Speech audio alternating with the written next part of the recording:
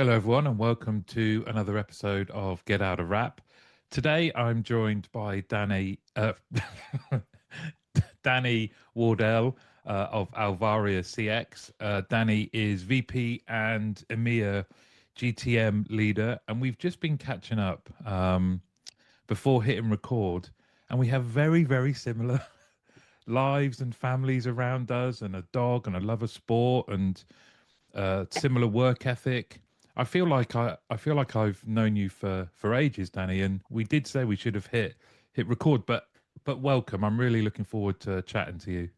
Yeah, likewise, Martin. I think I've probably watched most of your podcasts. I'm not going to say I've watched everyone, but I've definitely watched a number of them over the years. So it's good to finally be on one.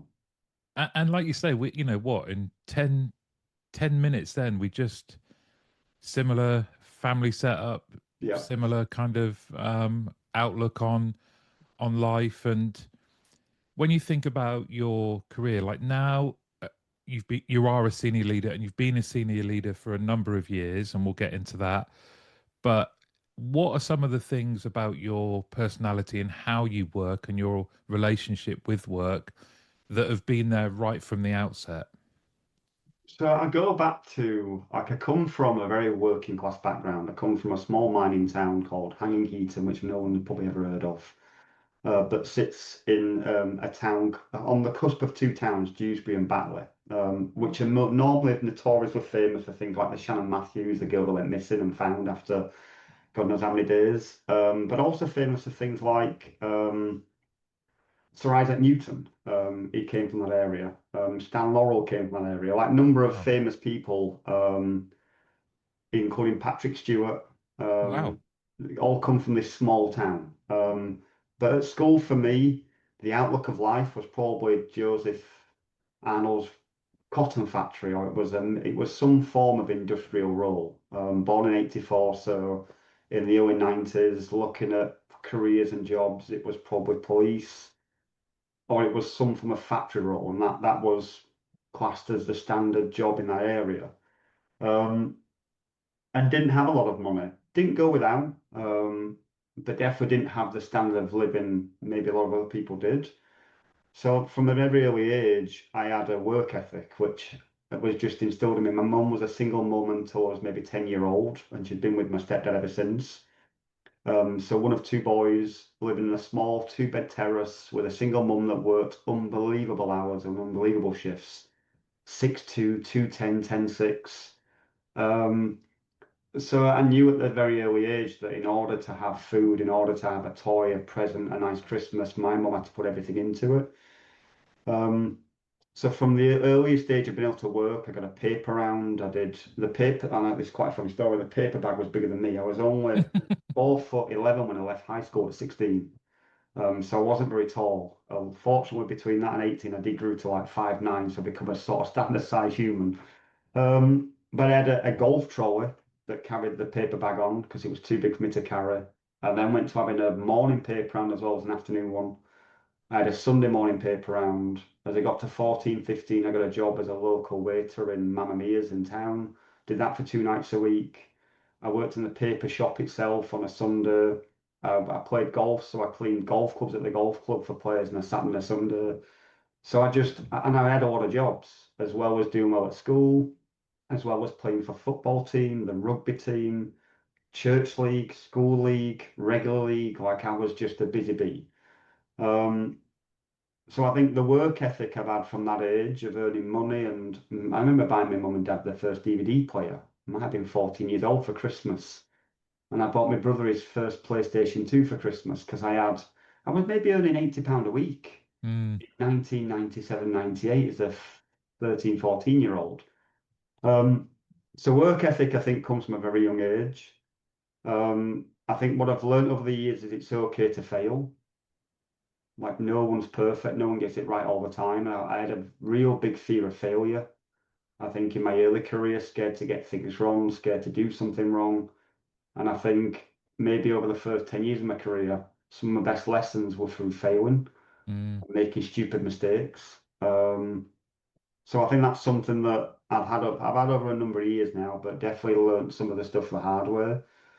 Um, And I think the third for me is I think an empathetic human. I'm maybe not as empathetic as my wife or maybe the female DNA, but I definitely believe I'm a good human. And I probably put the human part first and foremost in front of any business part. Um, so I think they're the three sort of key DNAs for me. There's probably many others that many might mention, good and bad, and maybe constructive as well as positive. Um, but I think over the years I've become at peace with who I am, and I don't know about anybody else, but it probably took me to maybe my mid-30s to figure out who I am, my identity, what I'm good at, what I'm not good at, and just be at peace with it. Mm. And I read a book many years ago. I think it was How to Make the Boat Go Faster. It's all about the Yeah, I rowing love that team. book. And I can't remember what part of that book that brought it to light for me was, but one thing I took from that book was there's parts of your personality and who you are that you can improve. And there's parts you can't. There's parts that are just fundamentally in your DNA that you ain't going to change. And I've learned to be at peace with them. And I've learned to affect change and where I can actually become better or improve. But there's certain things I'm just never going to get better at. I can't do two things at once. Like see people reading, but I in a coffee shop yesterday morning, and I made this comment, I think, to my wife or to my daughter or a boyfriend. Two guys outside of me had headphones in a really loud coffee shop reading a book. I'm like, how do you read a book and listen to me? I can't get my head around it. So things like that, don't think I can just never improve. Do you know what? That book, though, I genuinely think anyone leading a team should read it, get their team to read it, because what a great story that is. It is, and it's very hard to put it into practice every day. But I've definitely taken things from that and many other books. Like Good Mm. to Great was the first book I was introduced to maybe 15 years ago. Didn't make a lot of sense to me when I read it. I think I might have read it two or three times and thought I'm just a bit thick. Don't really get this. But as I moved up the ladder and got more senior roles, some of that started to really shine through, I suppose. It's all about real leadership and vision and things like how to making sure you've got all the right people in the right seats. You can have many great people in a business and they can look to not be doing well because they're in the wrong seat. When I was Mm. at Mendix, we had so many internal promotions and we moved so many people from one seat to another seat and their performance went up. And I think a lot of organizations today look at somebody non-performing and go, yeah, out. Reality is there may be better place somewhere else. Mm. And from a business perspective, if you can reutilize somebody who's not performing to performing, like the cost you save, soft costs and hard costs are just unfathomable. Um, and I got that from good to great. It's not always about having the right people, it's having the right people in the right seat. And I think if you've got the right people in the right seats, you can go anywhere. Couldn't agree more. So when let's take you back then. What was the first, in inverted commas, proper job that you had? So Because yeah, you, let me I had quite a few actually as finding my way. So my first proper job, I worked for a solicitor's in Dewsbury as a solicitor's clerk. I joined on the 3rd of July 2000. I got my first paycheck on the 31st of July 2000, which was my 16th birthday. I worked 40 hours a week with a 30-minute lunch, and I had to work Saturdays. I got overtime for Saturdays, but I had to work Saturdays. And that were in the day where, never forget the guy's name, the IT manager, Machine. He lived in Leeds. He had a right commute into and out to work every day. And we fitted the first server for our Microsoft email, which I remember going live around about October 2000. Before that, everything was paper. And this was an old school law firm. Mr. Jeffrey Swain, who I had to call Sir. I couldn't call him Jeff or Jeffrey. I couldn't call him Mr. Swain. I had to call him Sir. I used to have to make his coffee on a morning, which to this day was 4 heapspoonfuls of ground coffee. It was microwave with hot water, so it was like volcanic. And you had the smallest drop of skimmed milk. I'd never had skimmed milk in my life. It was the red label. And that was coffee in the morning. This thing was like treacle. It was thick. And he wore a top hat and tails to work every day. no way. Um, and maybe not whether it's for this podcast or not, he treated me like a piece of crap. Yeah. I was locked in a cellar for 8 hours a day for the first year filing with rats, with paperwork eaten by rats, in a cellar in an old-fashioned building, 27 Union Street, Dewsbury, if anybody wants to Google Maps it. Really tall building, maybe 5 floors. And I spent the first year in a cellar that was damp, was dirty, and all my job was to go through from 1967 files that were in brown, some were thin, some were thick, brown envelopes. I had to sort them alphabetically and by alphabetically first, and then by a case reference second. And in a year, I'd got to B, and Wow. that's no word of a lie. And I had a good work ethic. I got to B in a year, and then I started to come upstairs and do a bit of admin work in reception. Let him see light. Yeah, a little bit of admin work in reception. And after 2 years, like my mum said, you need to get out. Mm, This, you're not learning anything. You're literally just a, don't know what the term is, but just a labourer, really, in a yeah. law firm. But I learned a lot about officers. I learned gossip.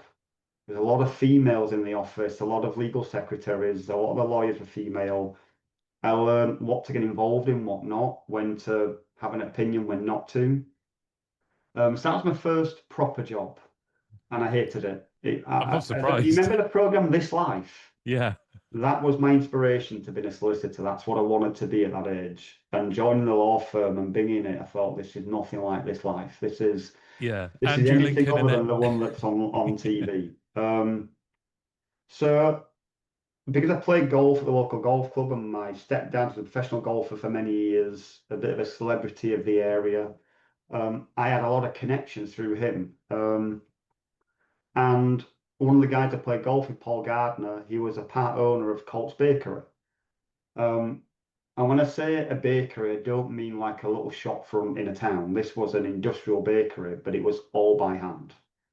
Like everything that they did was by Wow. hand, and they probably served 90% of the local sandwich shops, restaurants, cafes, anything from bread, baps, bread, loaves of bread, baps, tea cakes, oven cakes. I know we all call them different things, to pizzas, to confectionery for weddings, to sausage rolls, pork pies, the whole lot.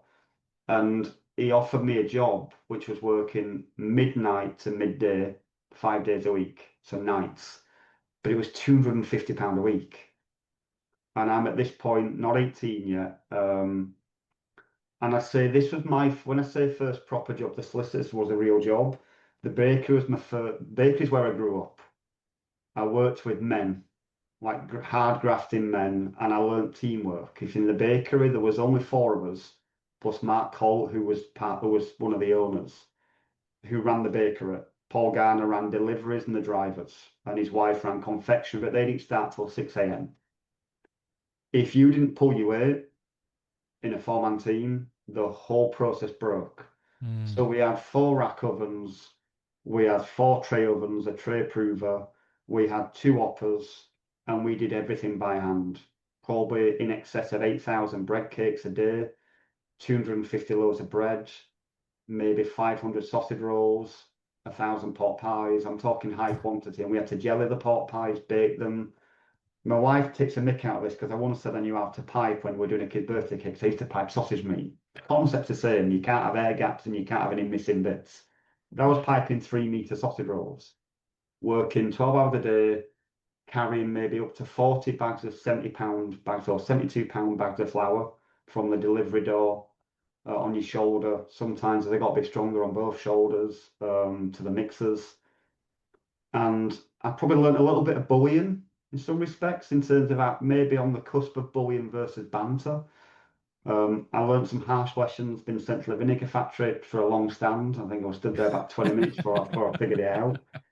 But I grew up there, and yeah. when I left, I'll come on to that way I left in a minute. Mark Cole, I never forget, he said to me, if you work as hard for anybody else as you have for me, you'll go a long way in life. And it stuck with me, that, because it Mm, was some recognition that I was a young lad, 10 years younger than anybody else. I was a kid, really. I learned to work 12-hour night shifts, 5 to 6 days a week, as I still play golf. For those who've worked nights, you don't spend the money, so it's the best thing ever. Because I used to come home. I remember vividly being sat on the bathroom floor in the bakery like 3:30, in a gap of something in the oven thinking, I don't have the energy to stand up. I don't have anything in me. I didn't eat properly because the time of day was weird. And I just remember it being hard graft, like the hardest Mm. graft I've ever been through. And mentally hard because if you made a mistake, if you got like the weighing scales, by the way, mine were weighing scales. We had pound weights and 8 ounce weights, and the world had gone to like kilograms and grams. And I was still, all our bread mixers and all our mixers were in pound an ounce. So I had to learn pounds an ounce on the fly as well. And if you forgot stay fresh or lard, or you forgot some form of ingredient like salt to a mix, the whole mix was off. And I made the mistakes, and I remember getting what maybe Fergie calls the hairdryer, Yeah. being shouted at and told you were useless. Like it was brutal. Yeah. But you know what? Best 2 years of my life. I wouldn't replace it for anything because I learnt respect. Mm. I learnt to respect elders. I learnt to respect hard work. And them guys still do that job now. They are still there 20 odd years later, and I still see Paul at the golf club, and they still work these bonkers hours and these 12-hour shifts. And I've just got the most utmost respect for them. Uh, Yeah. but them guys, Paul Garner, Matt Colt, Darren Clark, like in terms of my career, they probably don't know it, but they're probably the biggest influence on my career, bar from my wife. But bar none, like just so influential on my work ethic. That's so cool. You mentioned you'd get to why you moved or where you Yes. moved to. Where did you go next? So, I don't drink. I've never drank. For those who know, I never have drank. I never want to try it. Never been interested in it for a number of reasons. But as well as working at the bakery, I also worked at the pub 2 nights a week, 8 till 12. So I used to finish the pub shift and go to work. Wow. Because all my mates went to the pub, and this maybe the entrepreneur in me. If I have a job at the pub, I get to see all my mates, and I get paid. Yeah. Like it's a pretty good deal for me, this. So I got a job at the pub, the local pub, Fox and Hounds. Worked for an absolute unbelievable pub owner called Margaret that no one liked.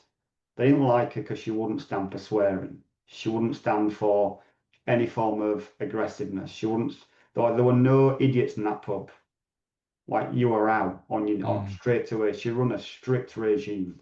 And for those who went to the pub, they didn't like Margaret. For those who worked for Margaret, loved her. Yeah. Not Um, surprised. and while I worked at this pub, I met somebody called John Newsom, who, for weird circle, is now the secretary of my local golf club. And John ran credit and risk for BT Cellnet and said there was openings. Think I was struggling with the nights, and Mm. I didn't want a career in bakery. And I think he said there's some openings, but we hire temps first before they become full time. So I remember going to Leeds on a bus, and I met per temps, and I had an interview, and I got the job, and I think it was a lot less money that I was on at the bakery, but it was regular shifts. I was renowned at the time. This sounds daft. This I once did a competition for how fast I could type on a 3310, and I came in the top five of about maybe 15,000 people in the daily, like a Daily Mirror competition. So I used Wow. the mobile phone, and there's another lesson there which I'll go on to at some point if we get time, because that was my financial lesson. I went for this interview, got the job, and I met my wonderful wife because she ran help desk at O2 at the time. Um, but I became an agent in the contact centre, one of 5,000 in the Allington Business Centre, and I worked for the O2 Centre of Excellence team for about maybe a year, 18 months.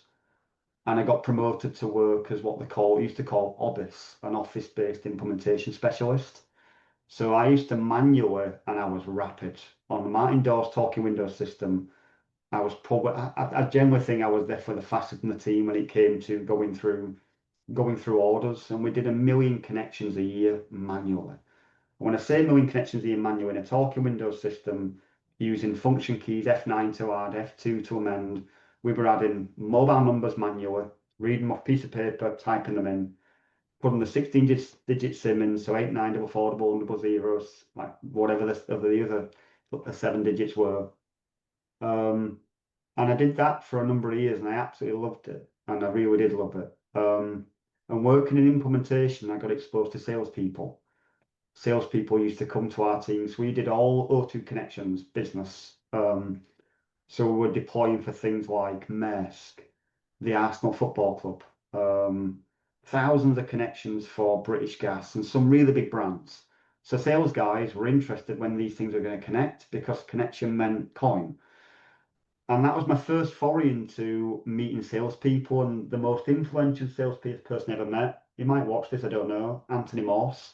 I think he's known as a futurist now. He worked up to maybe 20 years or so. He was the first salesperson I met that wasn't like a sales guy. He gave a damn, he cared, and I got the benefit of sitting some meetings with him along with another guy called Matt Betteridge, and they were both chalk and cheese. One was a sales guy, one was a consultant, and Ant was a consultant. He'd ask questions, he'd find pain. Before all medic and everything was out there, he was very, Mm. very, very early in terms of how he approached things. And then you got to find out what these guys earn. And at this point, I was 20 when we had our first daughter, 22 with our second daughter, 24 with our third daughter. So I'm in my early 20s here, and maybe 20 years old, 21. Um, and I started to get a grasp of what these guys earned. And I'm in a position where my wife earns more than me, not loads more, but she earns more than me. She's on maternity leave. She's having to go back to work. She's dead maternal, don't want to go back to work. And that's where my thought process goes down the route of how do I give my wife the choice of working or not?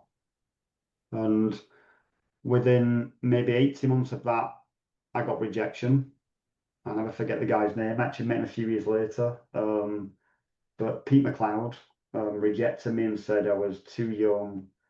I wasn't experienced enough. And I said, I don't think you need experience. I think people give a crap about the outcome you deliver. I don't think experience matters. But I will work harder than anybody you've ever worked for before. And he just wouldn't budge. So my first failure, my first rejection, and that hit me pretty hard. And I went out then to the outside world and I looked at resellers of O2 that might be willing to give a young guy with no experience a chance. And that's what I left O2 in 2008. And somebody gave me that chance, and I quickly moved into sales, and the rest is history, really. Um, I've not experienced failure, I suppose, since then. I don't think if I go back, I definitely missed quarters and I've missed the odd thing, but annually wise, I don't think I've not failed performance wise since been failing to get that job back in O2. And weirdly, about 2 years later, O2 came hunting for me and I got the benefit of going, thanks, but no thanks. So lots, maybe it's lots for you to unpick there, but It that gives you a it's view of my sort of it my early career. it's fascinating that it comes across that kind of work ethic, but also your kind of attention to detail. You have an amazing memory. I mean, I remembering. do. Do you know what if you ask me where what I had to eat last Saturday, I could not tell you. But career-wise, my milestones, like I've got some really vivid memories. Like one of the most vivid memories and biggest lesson I ever learned. I got a girlfriend when I was 16. I won't mention her name, but she was like my high school. She was my first Yeah, real crush. It didn't last for very long, and I remember being heartbroken. But at the time, I had money, but I didn't. But I wasn't old enough to get a mobile phone contract, and I never forget getting my stepdad's grandma Brenda. I frog marked her down to Carphone Warehouse from Saturday morning, and she guaranteed me for a phone contract. Never forget this. I got 200 minutes and 50 texts, and my minutes were off peak and weekends. I got a Nokia 3310. And I think at the time I was pretty high on Snake. I was definitely one of the top percentages when it comes to Snake levels. And the girlfriend at the time was a year younger than me and had a pay and go phone, so she'd prank call me so I'd call her back. And we spent hours every day on the phone. And I got my first phone bill and it was just short of I think it was £3,846. I didn't have that sort of money. So I had to tell my parents because my stepdad's mum, my grandma, was the guarantor.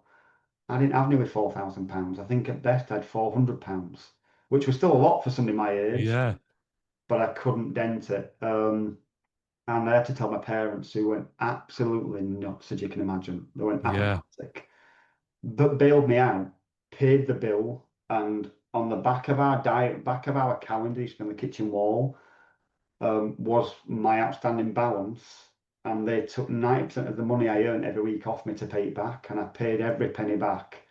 And great life lesson when it comes to Yeah. money and it comes to being more vigilant about what you're doing. So things like that I remember really vividly, because I think that for me they're big lessons that I had to learn, and I had to learn Oh, the hard way.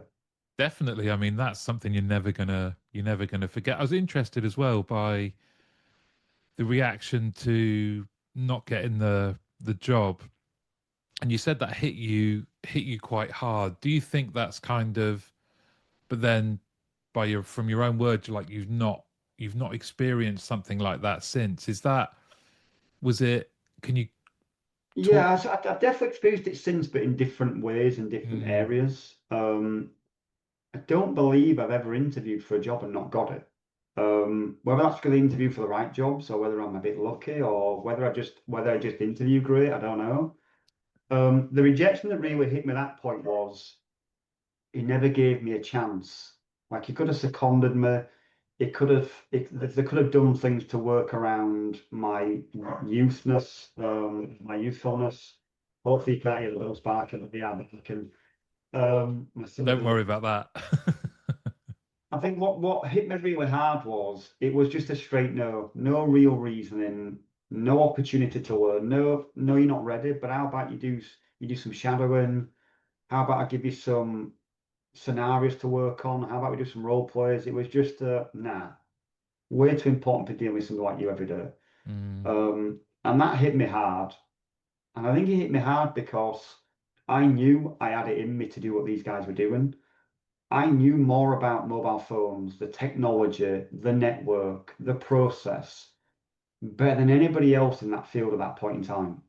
I don't mean that in an arrogant way, by the way, but what I was doing job-wise, I was a student of everything. I understood 2G, I understood GPRS, I understood WAP, I understood the network, I understood how calls went from one network to another, and I understood roaming and how you roam. Like I just knew it inherently. mm, When I was going out with these guys originally in my own shadowing that I did, what I was learning was, in most cases, these sellers were selling and not educating. And if you could educate a customer or a prospect with good consultancy, impartial advice, take it or leave it sort of thing, I'll sell more because I'm not trying to go in to sell. I'm trying to go in to educate. yeah. In my Mm, opinion, that consultative approach was going to be far more appealing to them people that these sales guys are meeting than what they were doing, which was rocking in with a yeah. contract pre-filled in, saying that O2 is the best network in the world and Vodafone and Three and Orange are nowhere near the same level. Move to us and I'll beat your price. That was how sales was happening in O2, and it wasn't how I thought it should go. So that hit me hard for that reason. Um, but that being said, it's probably the best rejection I ever had, Mm, because I had to go and fight for someone to believe in me. And I ended up joining a company called WN1, which when I hired and got my contract with WN1, when I joined it became Spiritel. They got acquired in the week between by Alistair Mills' Spiritel business. And I joined there as a salesperson, no experience how to cold call. I got a Seat Leon company car. I was based on Manchester Road in Wigan. I had to drive to every Monday and Friday.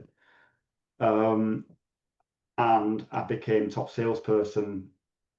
Maybe you could ask some of the guys that probably Stu Romo was there, Mark Lomas, Matt Buckley, Stephen Cunningham. There was so many people there that Rebecca G actually, not Rebecca Bromwich, Rebecca G. I remember all them people that were there at that time. I think within 3 to 6 months, I was the top salesperson in the mobile division. And I started to go to London and sit in meetings in London. I got to meet Alistair Mills as CEO, and he invited me to his office and gave me some really good personal one-to-one praise of how well I was doing. And my career just sort of sprung from there. My life changed because my earnings changed. My earnings were 10 times higher in year one. And I'm not overdressing that. It was 10 times higher than what I was wow. earning before. Made some daft decisions, as you can probably imagine, being young. Spent it on the wrong things. But definitely having to go and hunt and fight for someone to give me a chance was unreal. And I went to Mark Lomas and he offered me a job and I turned it down because me and my wife discussed it. Lacey, my middle child, was maybe only 6 weeks old, and Debbie said it's too risky. It was less money basic and all the money was in commission. I lost all the security at O2 as a secure role. And Mark had made it clear, you got 3 months or you're out. And I was at peace with that, my wife wasn't. And then I had to, maybe 6 months down the line, I said to my wife, like, I should have done it. I've made a big mistake. We've made a big mistake. I'm capable and I believe in myself. And she said, I believe in you. Go do it then. And I had the balls to go reach out to Mark Lobus and say, I made a mistake. I didn't take the role I should have done. Would you meet me again? And I think on the basis I reached out and I swallowed my pride, he accepted me to come back and see him. I think he offered me less money the second time as well. And run me through a mill in an interview. I told him what my knowledge was. I told him my experience. I told him I need help with that aspects of it. But in terms of overall knowledge of the network and being able to go and speak to people confidently, I might have been arrogant maybe to be fair as well. I don't know. But I went and I took the job and I started on the 3rd of December 2008. Um, and I've met some lifelong friends. George Hewitt at Hastings Freight was one of my first sales, and I completely ballsed it up big time. And again, had the balls and the courage to own up, own my mistake. And George went nuts on the phone, hung up on me, and said, "Never call me again." About 4 days later, I'm back and said, "You know what? I've on reflection, I appreciate that you owned it. Come down and see me." And I drove down to Chesterfield and I sold him his mobile, I sold him his Blackberries for all his drivers and his business. I sold him his in-car phones for all his trucks. I sold him tracking for us to be able to track his vehicles through a third-party tracking system. That was my first sale. And from there, I just hit lift off. And I was doing maybe at the time 150 to 200 connections a month, which was 4 times the target. For anybody who wants to know the numbers, I was earning probably 40 to 45 pound a connection in commission because my ARPU was above 60, 70 quid, and I was getting minimum commitments on the average revenue per user. Um, and the rest is history, really. My career just went off from there. Do you think, when you first, as you're progressing through your career and becoming more and more senior, do you miss the individual sort of pursuit of Yeah. the target? How did you sort of square that in your head? So I'm actually, well, let me give you a quick follow through. So work for WM Long acquired by Spiritel. Worked for Daisy that Spiritel acquired Daisy. So I worked for Daisy. I was head of mobile sales for a while. I then went into a business where I was a shareholder with Stuart DeRoma. We had Rock Networks on Goulburn in East Lancs. I worked there for 2 years. Me and Stu get on, no issues. Got so much respect for Stu. But it wasn't giving me what I needed as a sales. I was a group sales director. I sat in the board, and I was too inexperienced, really. I was too gung ho. I brought the sales in. I built the teams. I did what we said we'd do with some big customers like the Dorchester collection, the collection of the biggest luxury of brands of hotels around the world. Had some great wins, but as a sales director, wasn't fun because I didn't earn commission. I was doing deals and bringing people in doing deals, and I saw no real benefits. We were trying to run a company and manage cash flow. So I'm like, nah, this is not for me. I went back to Daisy. I went into the PBX and contact center world, and I was there for a number of years before I moved into Elite Group, and then Elite Group exited at the end of September 2019. And I don't mind saying I left Elite Group and I lost my confidence. I didn't leave on good terms. I didn't leave on my terms either. I felt like I was being pigeonholed into an area of the business I didn't want to be in. Felt like I was in between politics, rightly or wrongly. And I've got Mm. the utmost respect for Rob Sims, Matt Newing, Adam Turton, like great people, great businessmen, and I learned so much from them. But I left with my confidence at an all-time low. I was in a pretty dark place. No idea what to do next. No idea. And I went and met who's become a pretty close friend. I went and met Tamara Quaver, who was the hirer for 8x8. And I thought, you know what? I've spent the last 3 years, or maybe the last 10 years, managing people. it's not as much fun as just selling. I knew a little bit about VoiceNet because we were a reseller at Elite Group. So I went to meet Tamara, and I think I met her about a director's role. I could be wrong. But I ended up taking an AE role in mid-market in November 2019. Again, 3rd of November. Oh, I sat off my job from the 3rd for some reason. Um, and it was just before COVID, and it changed my life. I bonded with people in that business in COVID that you'll never break. I had my COVID people that I refer to as Yeah. Adam Cray now at Zoom, Gary Suchler, Mike Donahue, Richard Settle, um, Danny Jones. I'm probably missing some people. James Connors, who you probably know.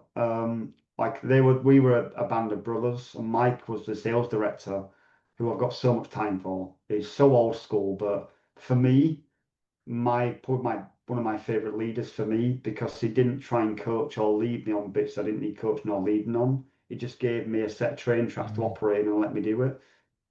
And I was the high performer in mid market. And then moved back into director roles and been in leadership ever since. So the one thing I always say to people is, and I don't know if this is the right terminology or whether it comes across arrogant, I had the balls and the courage to go back to carrying a bag after 10 years of leadership.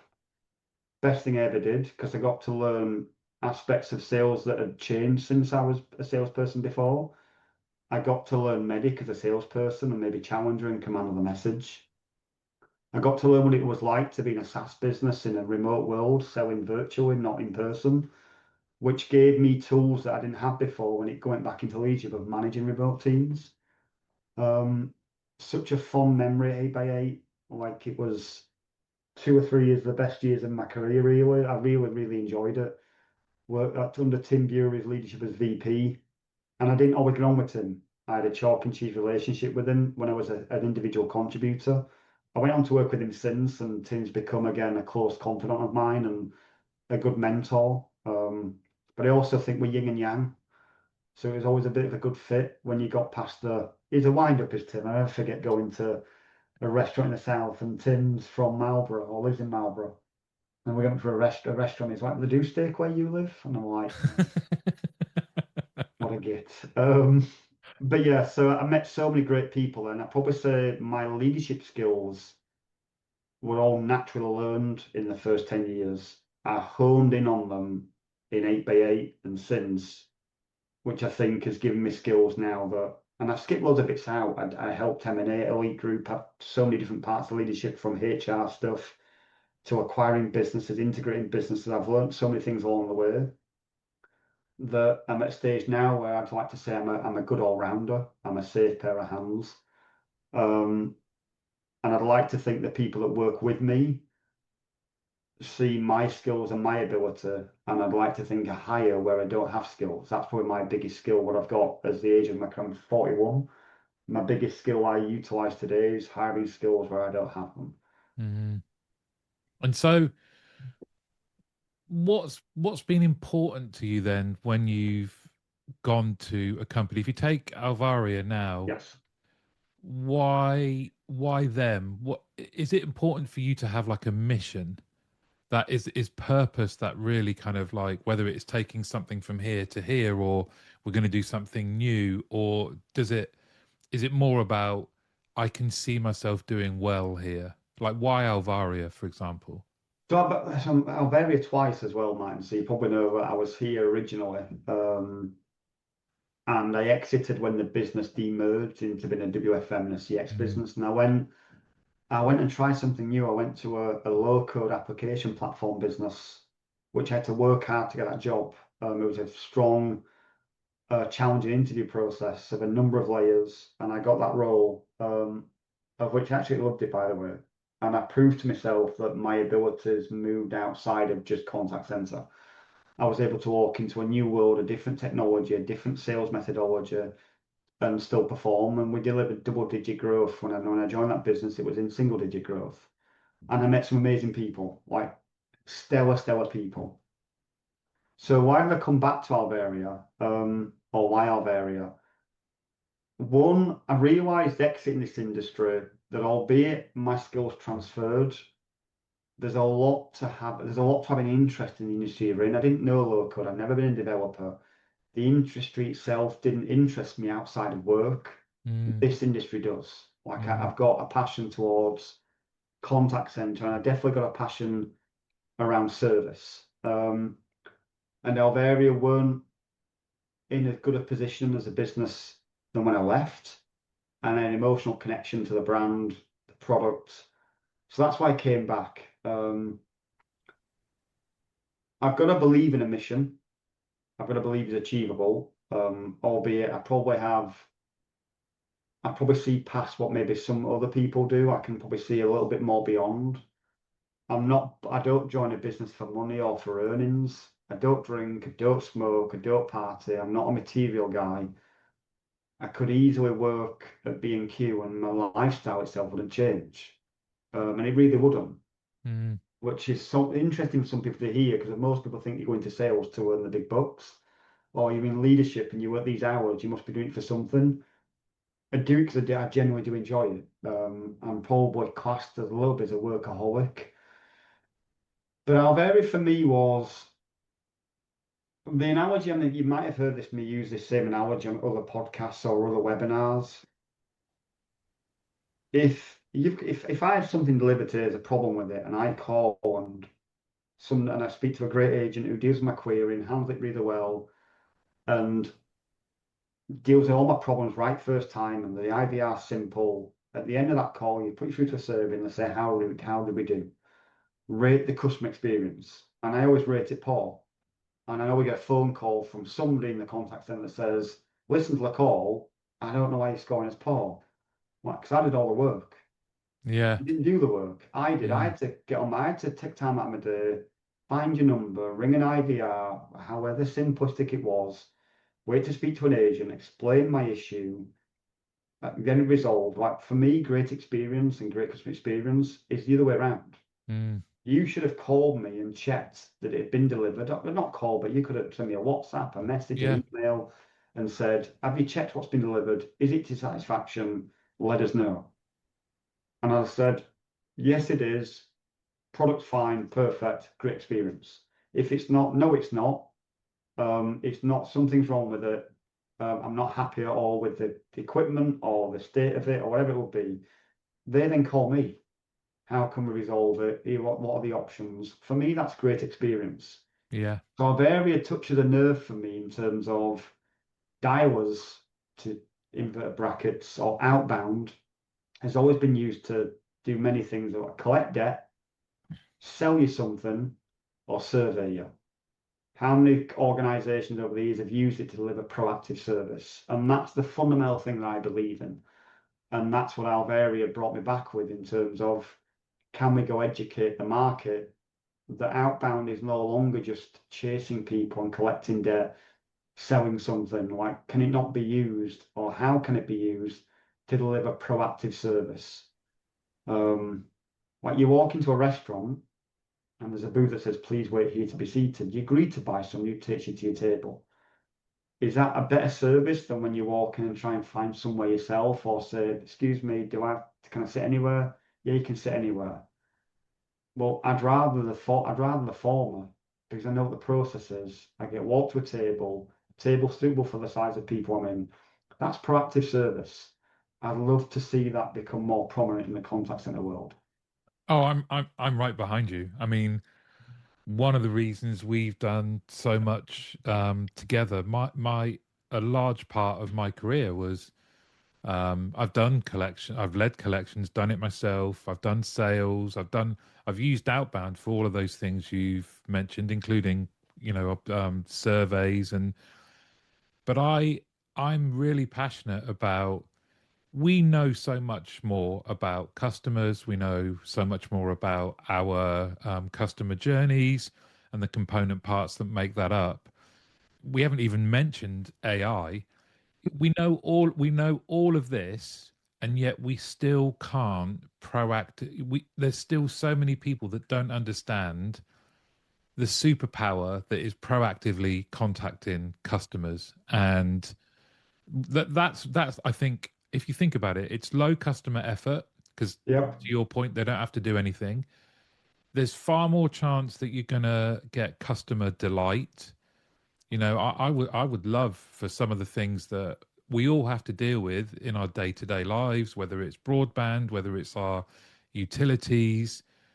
We're in a time where we've never been more bombarded with information. If you had somebody that, like you say, it doesn't have to be a call, but it could be a WhatsApp, could be a call saying, right, your utility bill's changing. Here's why it's happening. Here's what you can do. Here's what we've sorted out for you because we know you. You're a valued customer. You've been with us this length of time. All things that the company knows, and it's just such a great opportunity. I can see why you've jumped at the chance to come back and make a difference. I have, and the AI point's an interesting piece as well. I've wrote posts on this, so it's probably nothing new if you've read my posts. I, I'm an AI user, but I'm an early adopter. I probably use 5 different platforms. I spend my own money, about £120 a month on subscriptions, and I class myself as having an AI toolkit that I use every day. Yeah. Has it made me better at anything? No, I don't think it's made me better. Has it made me more efficient? Yes, I can get more of my day done. For things that don't really need my human brain. And you've got to train it. You've got to I've had to get to a point where it knows my style. It knows how I deal with things. One of the best things that has come out in a long time is the ability to transcribe and the ability to notate and summarize. Like that for somebody who's been an avid note taker and a detailed person, that has saved me countless amount of hours in a day, and it's saved and less errors. I've wrote that fast sometimes. I thought, damn, I'm in a bit of trouble here. I can't actually read what I've written. But I'm also frustrated by organizations that are trying to take technology that's been around for a long time and put an AI badge on. Like sentiment analysis has been around for Yeah. a number of years. IVRs that are automated and auto attendants have been around for a number of years. Voice recognition's been around for a number of years. So I think it's so hard for a customer or somebody who runs a contact center to sort of separate all the noise of products that have been around a long time that have now just got an AI badge because it increases their multiple versus actual AI technology where it adds value. And I think organizations out there that take this hybrid approach of make your agents more productive by taking some mundane automated things away from them, utilizing the agentic world, I think is a safe bet, an easy solution to deploy with minimal impact, but high deliverable when it comes to outcomes. The problem you've got is you go to events now, it's AIs on every stand of every contact center vendor.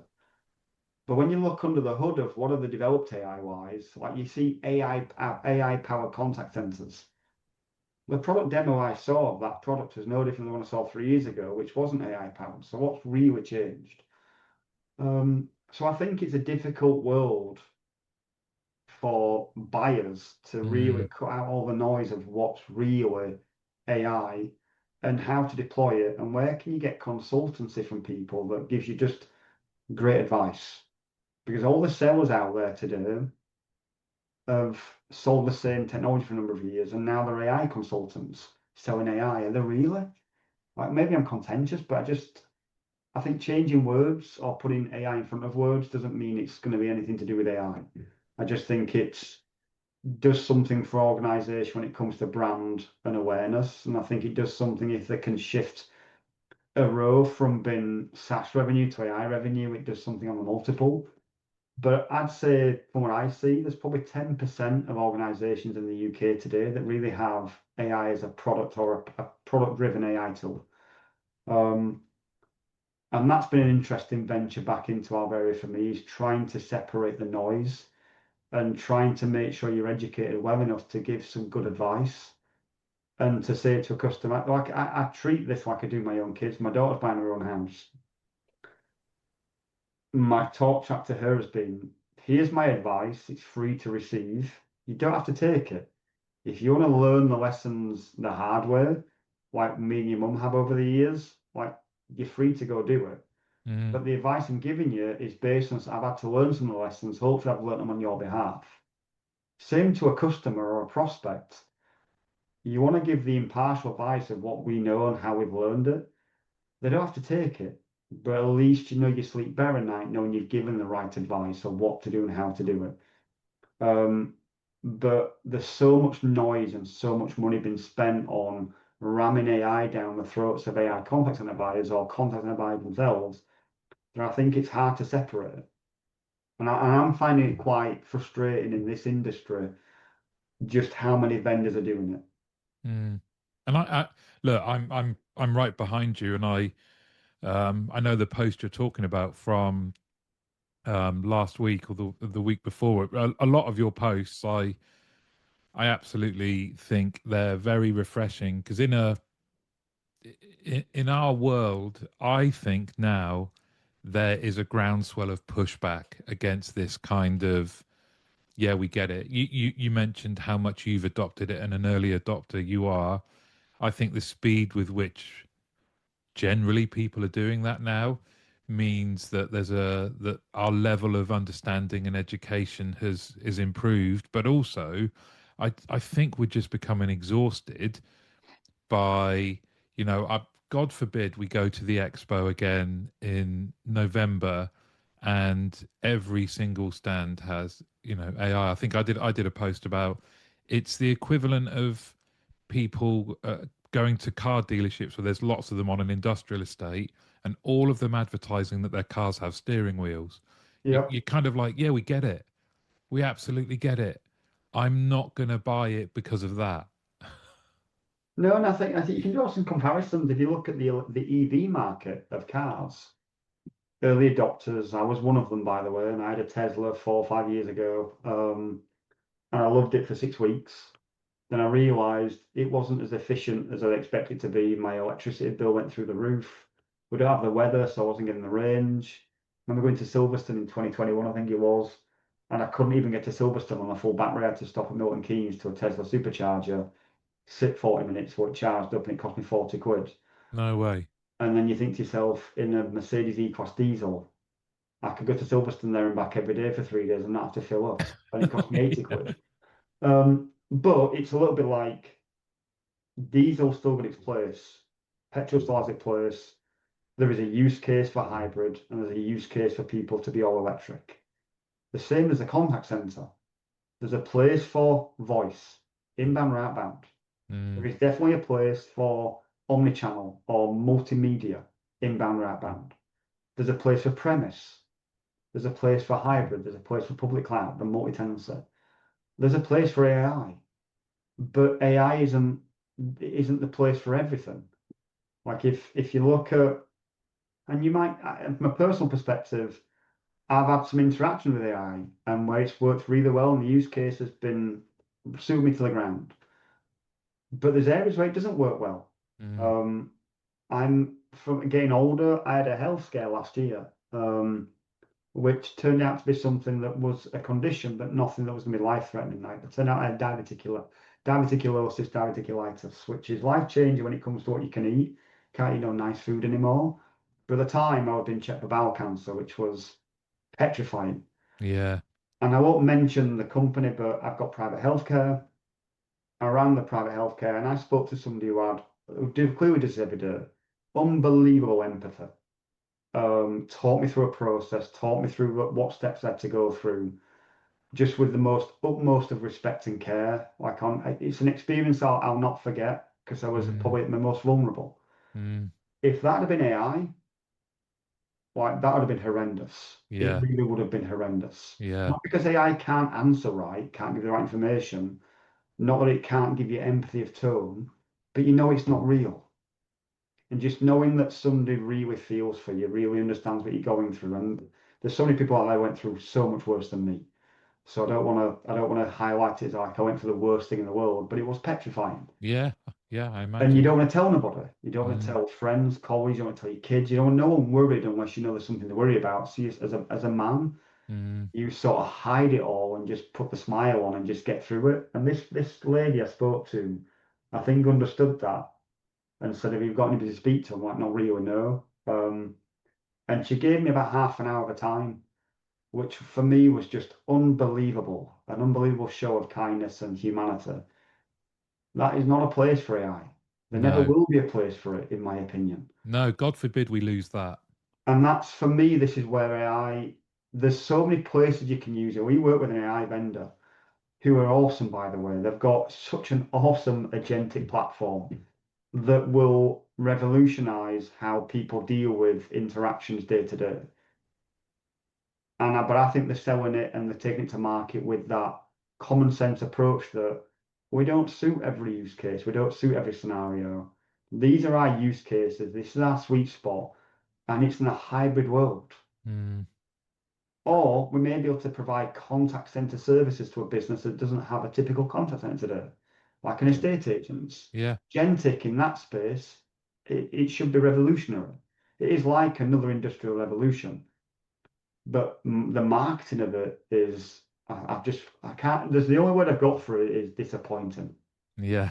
I think the way it's been taken to market just disappoints me.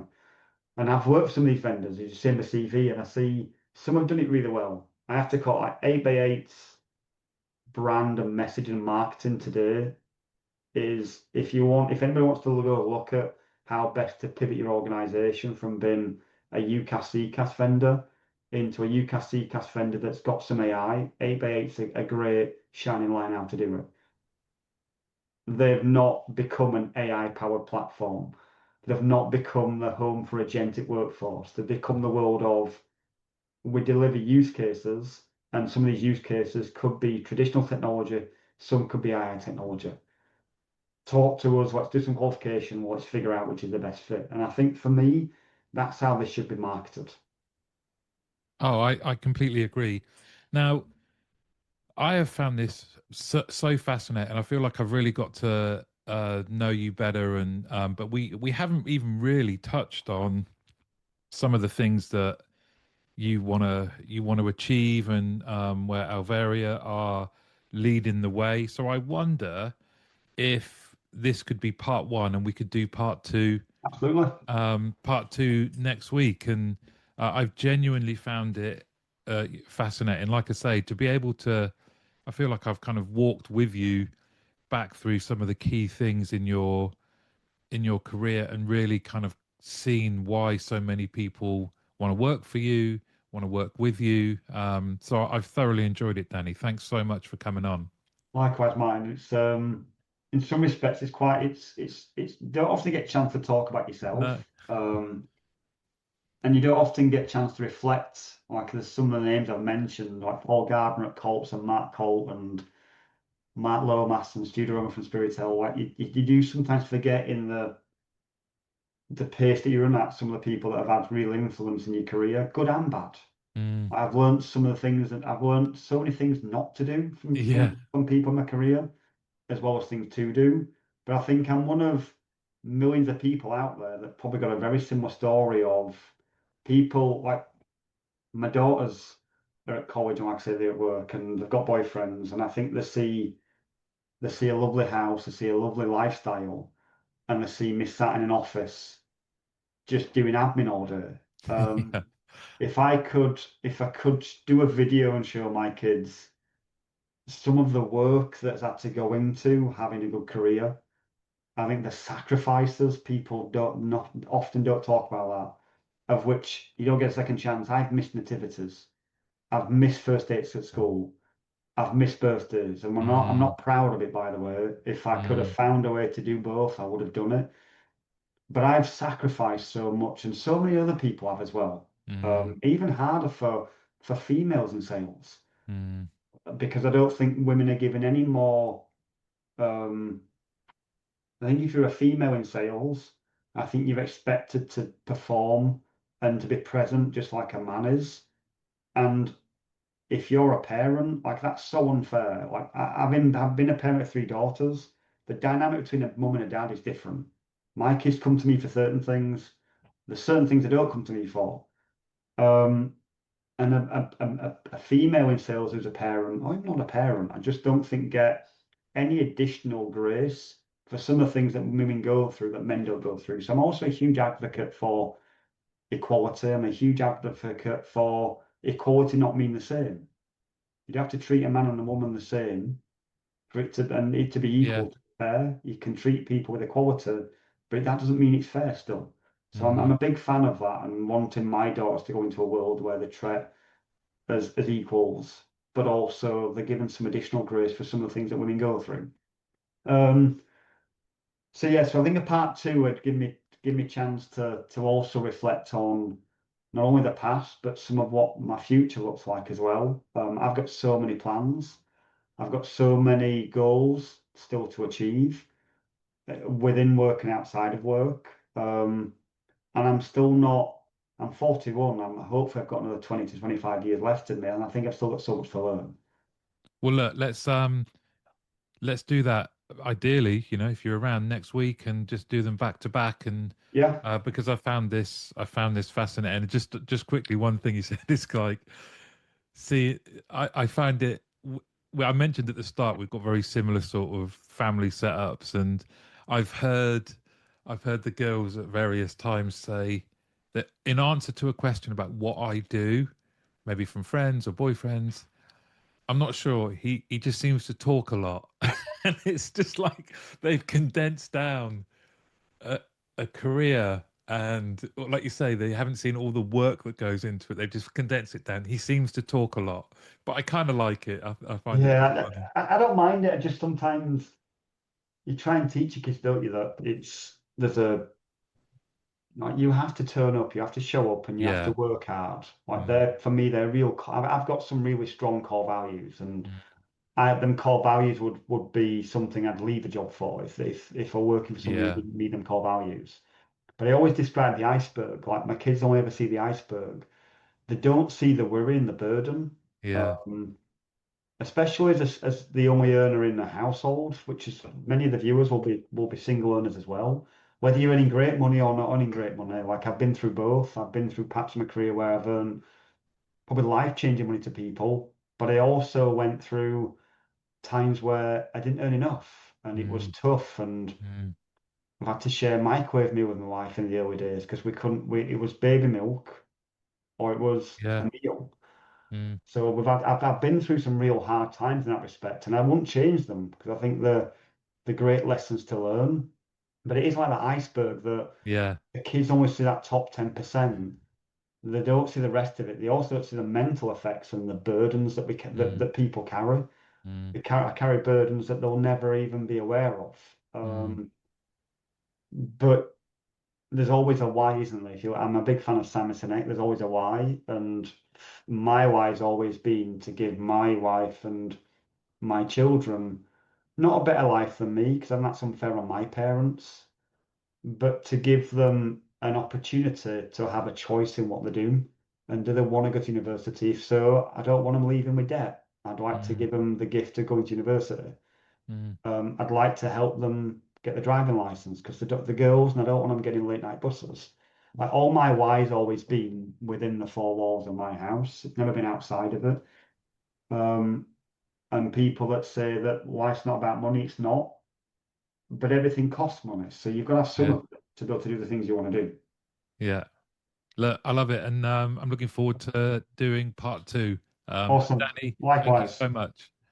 Appreciate mine. Thank you. Has he finished? Let's go.